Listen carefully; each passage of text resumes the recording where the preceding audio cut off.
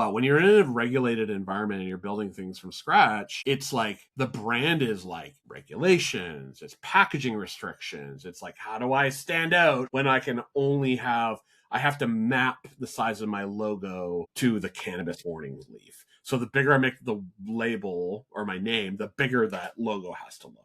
That's an actor in the brand, right? How does that show up on the shelf, right? The THC chasing, where right away the data started to show that higher THC sold faster velocity. And then it became people putting keef in the bag to the lab, so it looked like there was like 30% THC in there, right? That's an actor in the brand, right? The provincial retail system, how you're distributed is the brand. The menu, the way that dispensaries are built right now. They can't even show the product. They can't smell or touch it.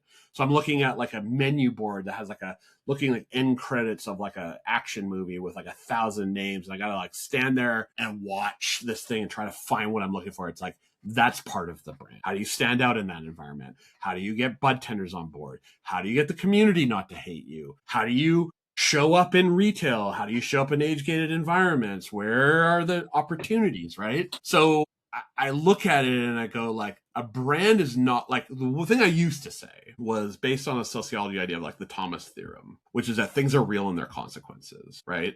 And I would say brand is belief and belief is reality, right? What do I think about when I see Coca-Cola or Air Canada or whatever, right? The good and the positive associations, right? The when I'm buying, what I think of first in my brain positioning.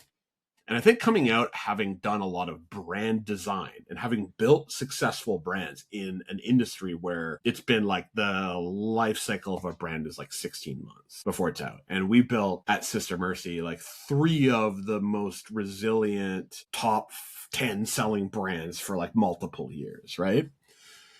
And part of that is, one sense people were saying to me, you can't build a brand in this space. There's no such thing. And I just think you have the wrong definition of brand. The way I talk about brand now is a brand is an assemblage of human and non-human actors. And all of those things I listed of like THC and regulations and like channels and stuff are assemblage that creates an image when you see it, right? And so you can simplify that like the Byron Sharpism of like, brands grow through mental and physical availability. Great. So we've simplified brand, but then I also think that puts the brand in a black box. And if I, as a practitioner, approach brand from a black box, I can only use Byron Sharp's model when I want to build something in a brand idea. Then I'm limited to staying within the lines.